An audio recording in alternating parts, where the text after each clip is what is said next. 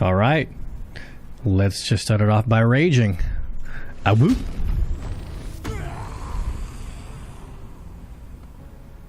Okay. What kind of wild magic do we get? Shadowy tendrils lash around you, sucking the life. Yeah, sure. Damn. Alright, it didn't do anything, but that was cool, right? Alright, anyway, let's start attacking. First, let's hover over our damage here. So that's our main hand. That's pretty high, I'm not gonna lie.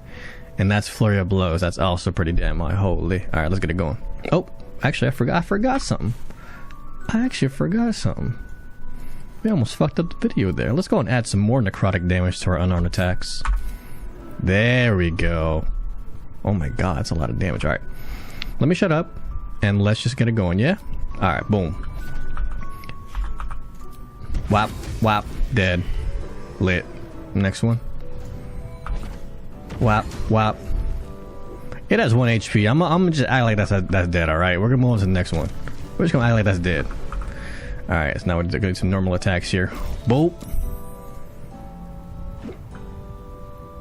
Lag? Mama lag? Mama lag! Okay. Cool. Boom. Boom. 5 HP. I'm acting like that's dead. Let's use the top of the big folk on this big folk over here. That should work, right? It's a pretty large creature. Hold on, let me get over here. Okay. Let's go and see. Boom! Nice. Last attack. No more attacks? Alright, that's pretty good. We had 3 bonus actions and 3 actions that turn. This has 1 HP and this has 5 HP, so they're basically dead, you know what I'm saying? So we were able to kill 4 targets and almost kill a 5th. That's not bad, and we're pretty tanky as well. Pretty cool. Giant boxer, y'all. Goddamn.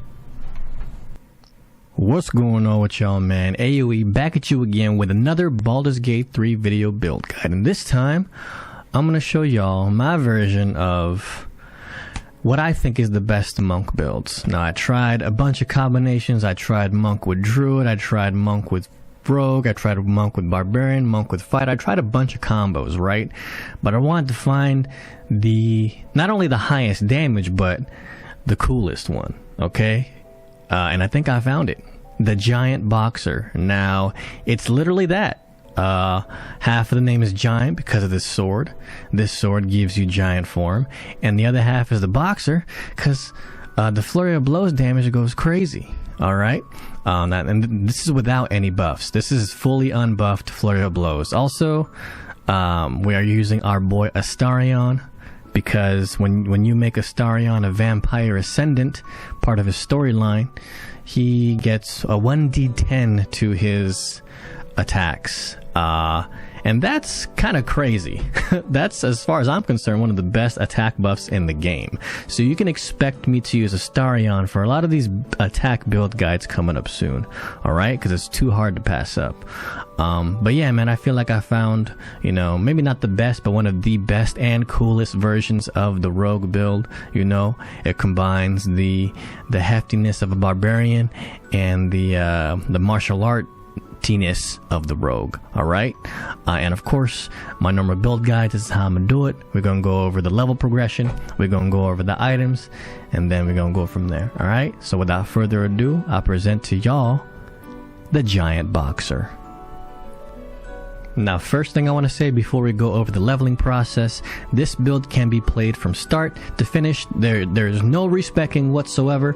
Okay, you can start as a monk, then you can multi-class into barbarian and rogue later in the game, and it just gets stronger and stronger as you go on. Alright, so let's get it going. Level 1, obviously, we're going to start off as a monk. As level 1 monks get a bunch of cool stuff. You get Flurry of Blows, which means you can attack twice as a bonus action.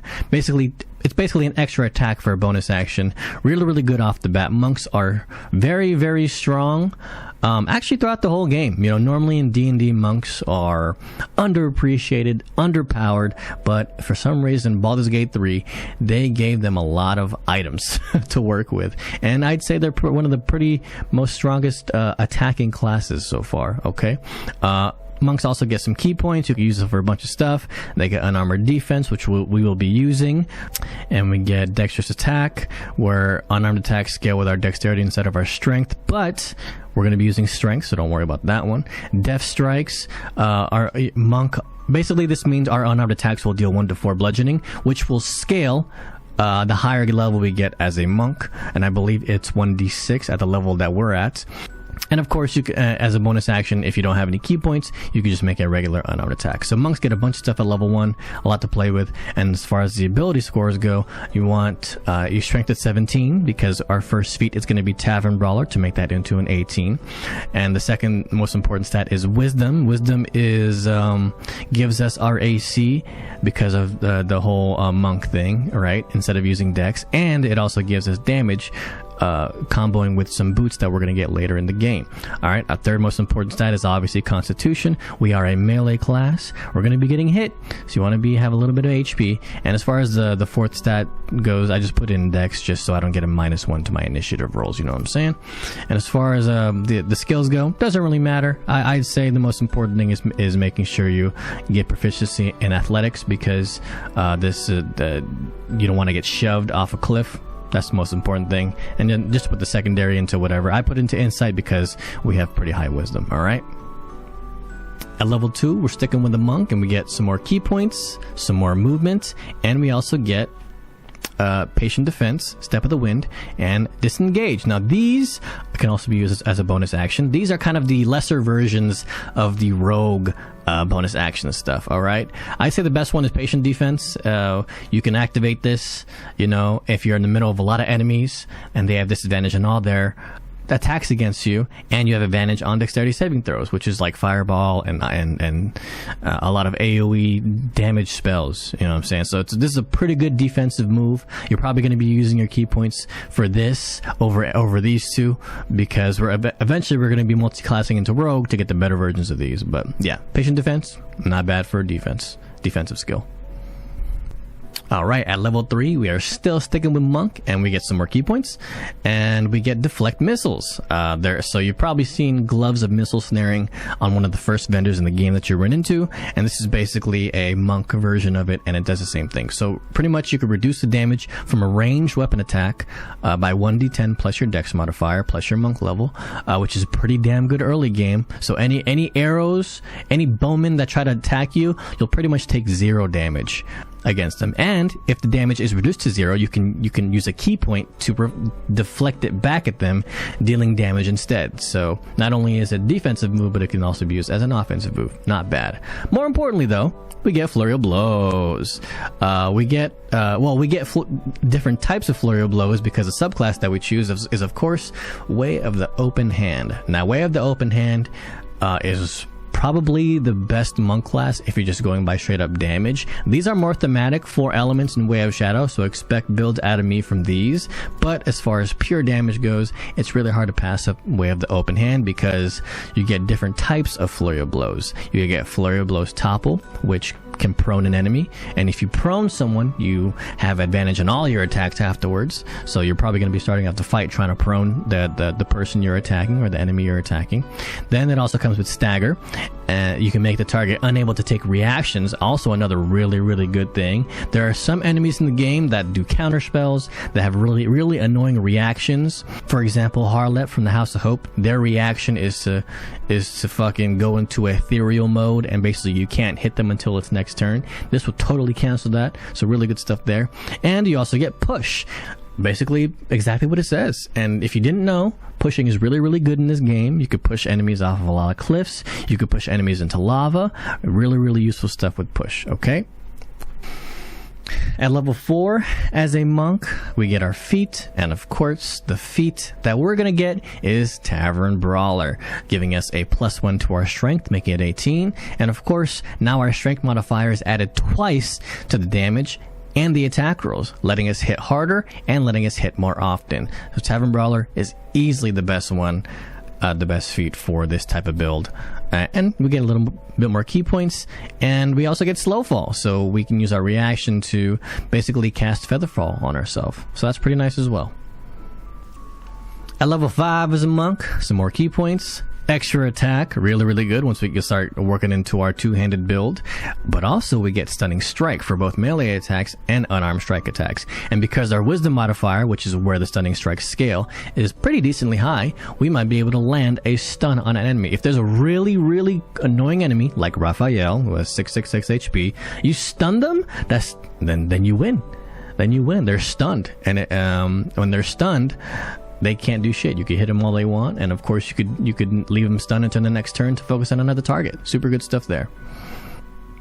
And at level 6, our final level into monk, we get another open-handed feature from the subclass, which is the manifestation, which basically means you can add additional necrotic, psychic, or radiant damage. And it's a sizable chunk too, 4 to 7, so 5 on average.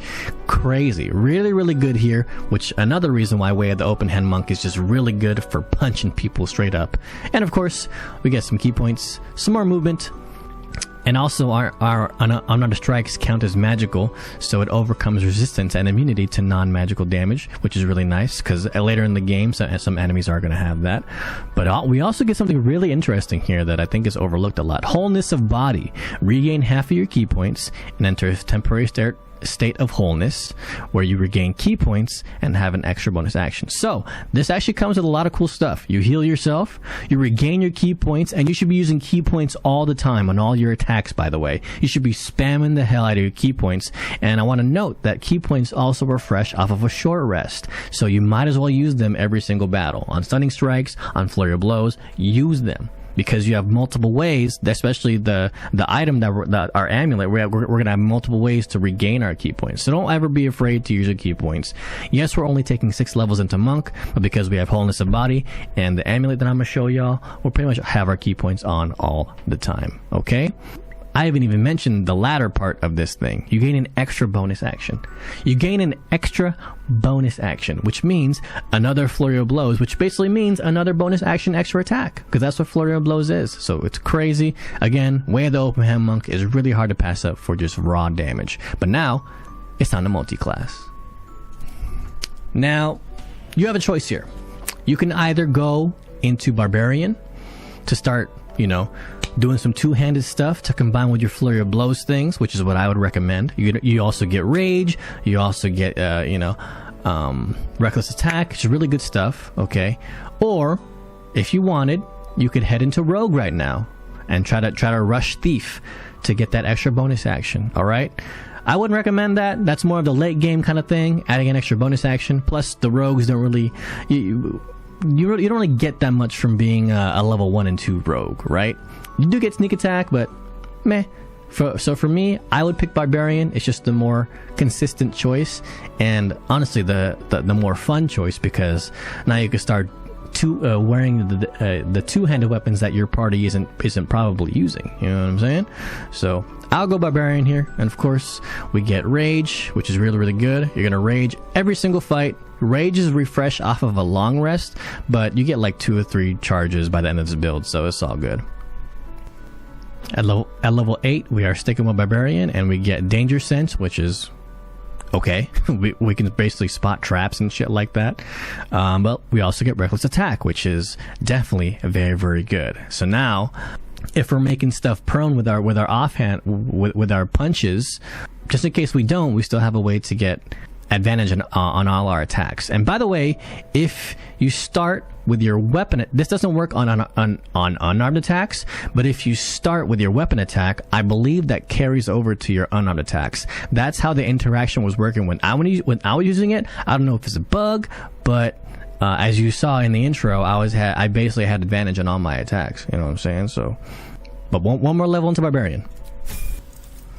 So now we're at level 9. Level 3 Barbarian, you have another choice here. It's whatever you want, really.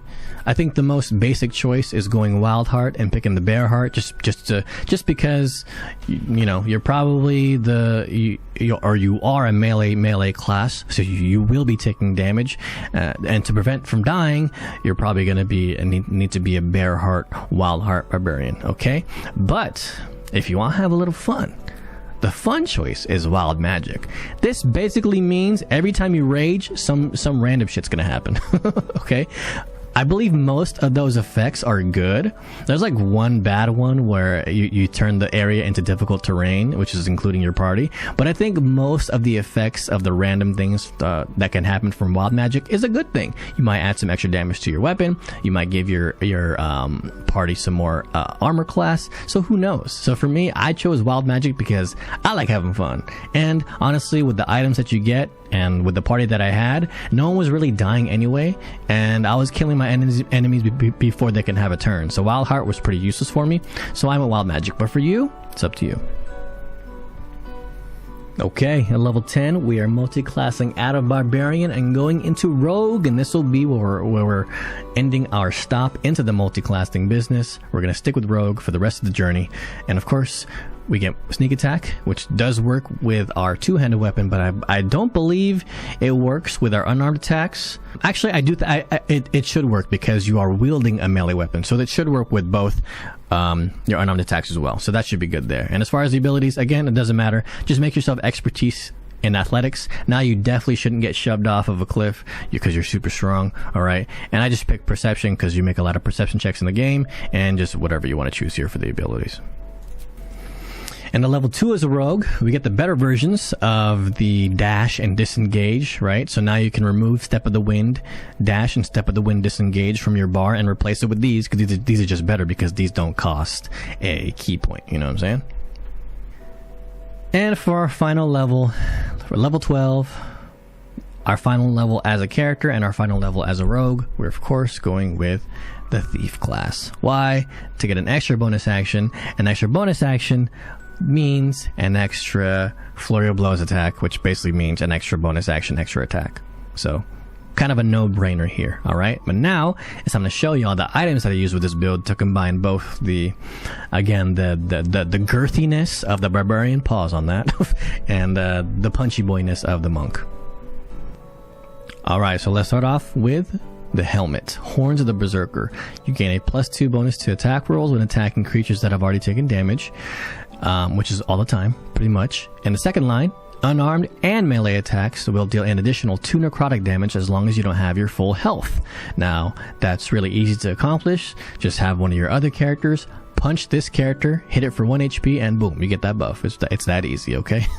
And I also want to point out, this is not an armor piece, right? There are some armor pieces that will say like this one. It says light armor.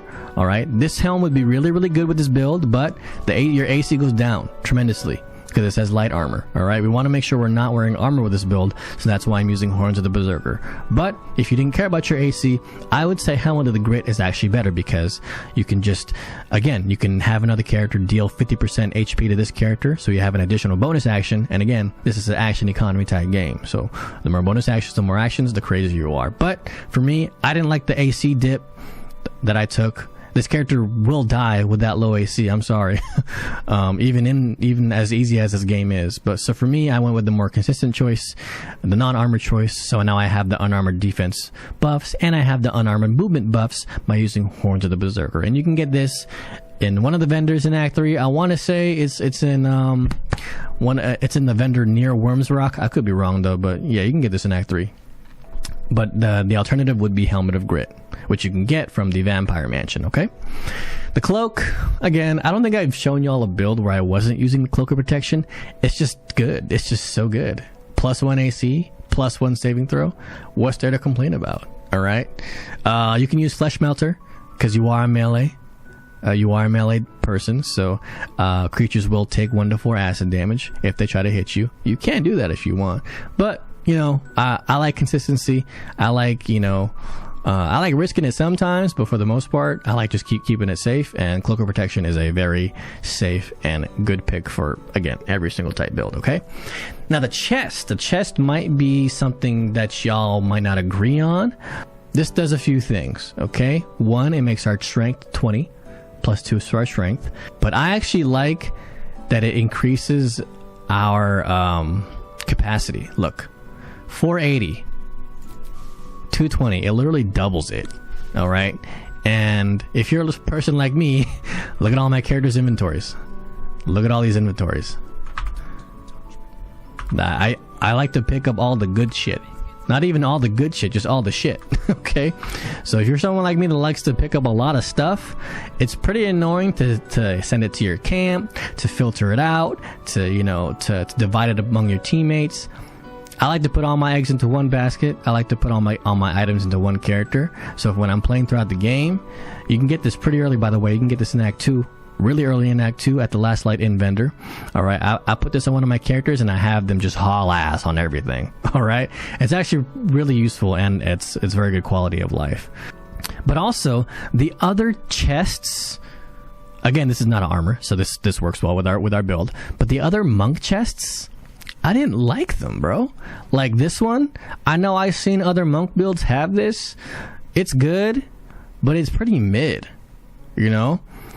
When the wearer succeeds on a saving throw against a spell, they regain hit points. That doesn't matter. The wearer can use a reaction to make an unarmed attack against any attacker that misses. Sure, but our AC isn't even that high, so they're probably not going to miss. You know? So the second line isn't that great as well, right? So yeah, I didn't really like this. I thought this chest was really mid, so I felt like I wanted to focus on something else, on another type of chest. Another option is the Graceful Cloth. Gain +1 bonus to unarmed attack rolls and damage of throwing attacks, but I put this on my throwing attack character because the +1 is kind of meh. You know, we already had a pretty high chance to hit anyway. I didn't really need the +1. What I really needed is the +2 to strength. So for me, I found the Mighty Cloth very useful. Also, the Mighty Cloth allowed me not to take level 4 Barbarian and level 4 Rogue because now I have 20 strength. And you can have, this build can definitely have 24th strength, by the way, if you drank the strength potion and if you talk to the mirror. I didn't do either of those things for this character. This is my dex character, so I had the mirror talk to that. Alright, so you can have this strength even higher if you really wanted to. Alright, you can also use the elixir, these elixirs here. Of course, the elixir Cloud Giant, and you can have your strength even higher. But I am just... It's really hard for me not to use the Elixir of Bloodlust, because again, having an additional action for martial classes means 2 extra attacks, and that's really hard to pass up for me. But again, all up to you, whatever you want to go with. I went with the Mighty Cloth because I like this armor a lot, or this chest piece. Now the gloves, the Helldust gloves. The most important line is your weapon attacks and your unarmed attacks deal additional fire and necrotic damage. Alright, so now you're probably wondering why I'm not using these. The gloves of soul catching. I'm not using these because these only apply to unarmed attacks. This is a hybrid, two-handed puncher build. Alright, so I had to use gloves that were also hybrid. These gloves buff my action attacks and my bonus action attacks. So for me, these gloves were the best for me. Now, should I make a pure monk build? Sure, and I will, but I liked the idea of this one. I mean, calling someone a giant boxer is fucking cool, right? So, and even though I obviously like to min max, I also like to keep it cool, right? And this is definitely a cool type of build for me. A hybrid boxer giant. I mean, that just sounds sick. So for the Helldust gloves, that's what I chose, but you can use these if you want. Gloves of soul catching. You can find the Helldust gloves in the House of Hope when you defeat Harlip, Raphael's right-hand man / incubus / lover / fuckboy. So yeah, you can get that off him. And the boots, these are definitely the go-to boots for really any monk build. The wearer deals additional damage equal to their wisdom modifier with unarmed attacks, and you get this at the end of Act 2 when you fight those Githyankies inside the Astral Prism area. The boss, the Githyanki with the highest HP there, the boss there should have these boots on them, and these boots are easily the go-to boots for every single monk build out there, okay?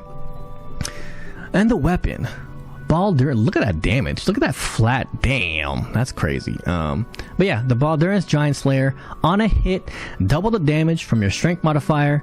Okay, so now our Tavern Brawler doubles our damage for the Flurry of Blows strength, and now this one doubles our damage for the melee attacks. Again, really good hybrid build, and of course this weapon grants you advantage on attack rolls against large, huge, or gargantuan type creatures, okay? And of course it's a +3 weapon, you can't go wrong there. But the giant form. The giant form adds to the theme of this build, and of course, your weapons deal additional 1d6 damage. You gain 27 temporary hit points, and of course, advantage on strength checks and saving throws. So that's kind of whatever.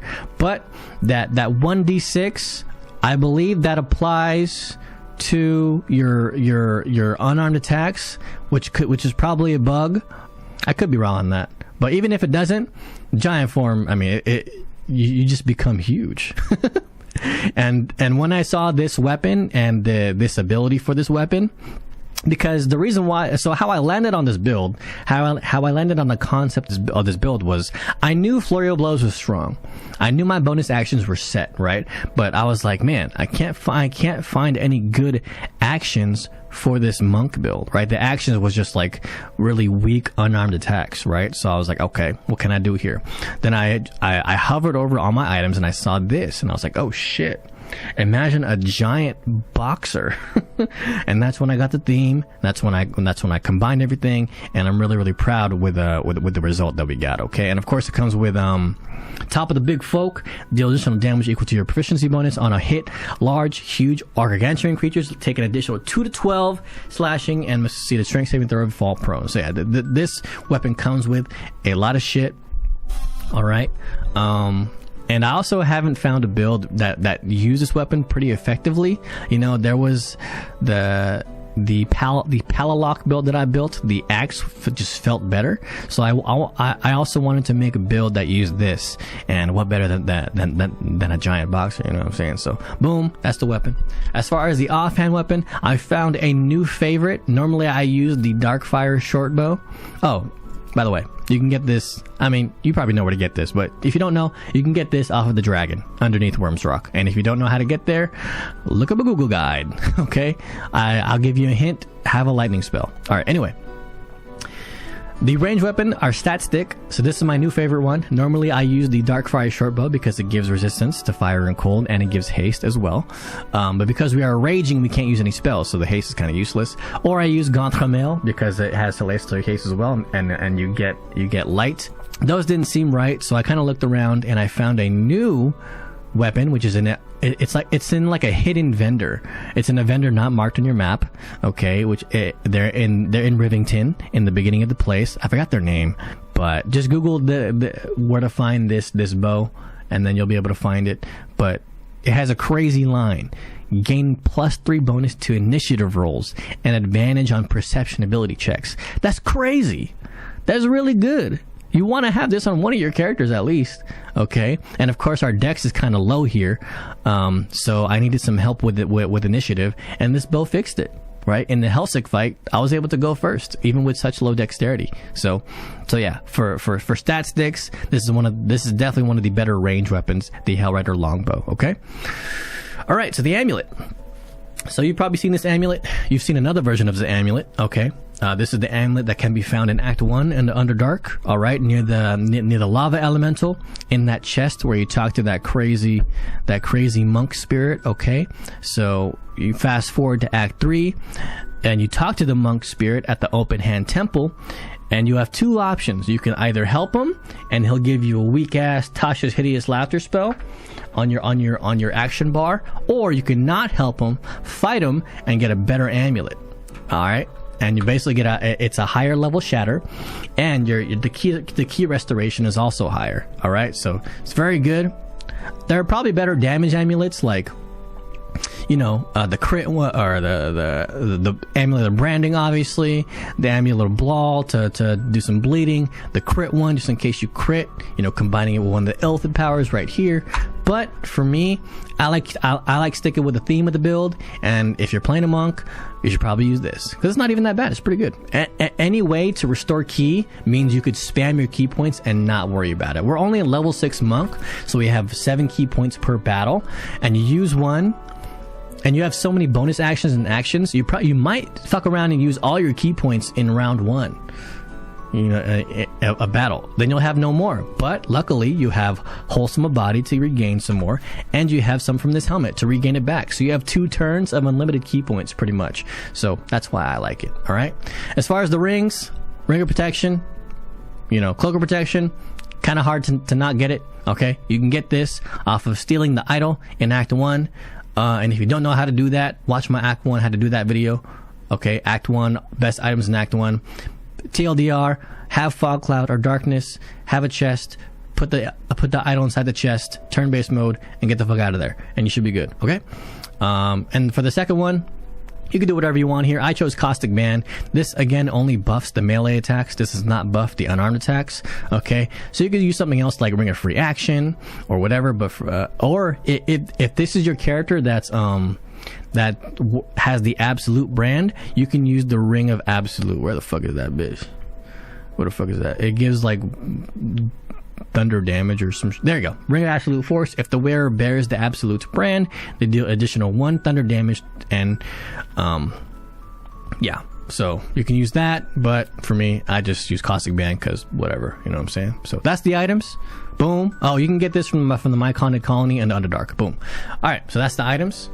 And yeah, man, that's pretty much it. Now I guess I'm gonna do a TLDR version, and then we're gonna end the video right there. All right. Okay, here we go. TLDR, level 1, Monk, bang. Level 2, Monk, bang. Level 3, Open Hand Monk. For the Flurry of Blows additional stuff, bang. Level 4, Tavern Brawler, Feet, Monk, bang. Level 5, Monk, Extra Attack, Stunning Strike, bang. Level 6, Monk, Manifestation Attacks, which I forgot to add. Boom. Crazy. And Wholesome Body, getting an extra bonus action. Boom. Level 7, Multiclass into Barbarian. Okay. Level 2, Barbarian, Reckless Attack. Level 3, Barbarian. You could pick either Wild Heart, Bear Heart for tankiness, or Wild Magic for the funsies. Okay. Now you can start wearing two-handed weapons while doing unarmed attacks. Crazy. All right. Level 10, boom. Multiclass again. Rogue. Level 11, boom. Do not multi-class anymore. Another rogue level. Level 12, final level into rogue, final level into the character. You get thief for another bonus action, and there you go. As far as the items, Horns of the Berserker, you can get this in Act 3 for more damage. Cloak of Protection, Last Light Inbender, more defense. Mighty Cloth, Last Light Inbender. Get your strength to 20 real fast, real early in the game. Helldust Gloves, boof. This is a hybrid melee and unarmed attacks build, so this boosts both of those. You can get this in Act 3. House of Hope off of Harlep, Ralph's little bitch boy. For the boots, the wearer deals additional damage, so more damage to our unarmed attacks. You can get this at the end of Act 2 inside the Astral Prism against one of the Githyanki monks. Boom. Weapon, Baldur Giant Slayer. It's the concept of the build. It's what the build was built around of. Okay, it has giant form, which turns you into a big boy. Okay, and it makes your melee attacks do a lot of damage, man. It's probably the best two-handed weapon in the game, and you can find this off of the Dragon at the bottom of the city, at the bottom of Worm's Rock. And if you don't know how to get there, just Google that bitch and make sure you bring a lightning spell. Okay, that's it. The stat stick, range weapon, Hellrider longbow, +3 initiative and advantage on perception ability checks. Crazy good. And you can get this off of this vendor is not marked on the map, so the vendor is in Rivington, at the beginning of Rivington for Act 3. Just Google where he is. Okay, he has like something to do with Shadowheart. Also make sure you don't have Shadowheart in the party, because she's gonna fuck up the interaction. But yeah, it's unarmed marked vendor. Make sure you Google it or some shit. Amulet, Sentient Amulet. You can get the amulet from Act 1. Grimforge, okay, behind the Lava Elemental. Take it all the way to Act 3. Do not help the monk, and basically just beat his ass to make this into a better version of that amulet. And it gives you key restoration. Really, really good there. Ring of Protection, steal the idol. Okay, bring it back to Maul. Really, really good. Along with Cloak of Protection, +2 AC, +2 saving throws. Awesome. And the last item, Caustic Band. Your weapon attacks also deal 2 additional acid damage, just stacking onto our other damage modifiers over here for our melee weapon. And you can get this off to the My Colony Underdark vendor. His name is Blurg, or is it Dareth? One of those. One of the My Underdark vendors will have this. Okay, and that's about it.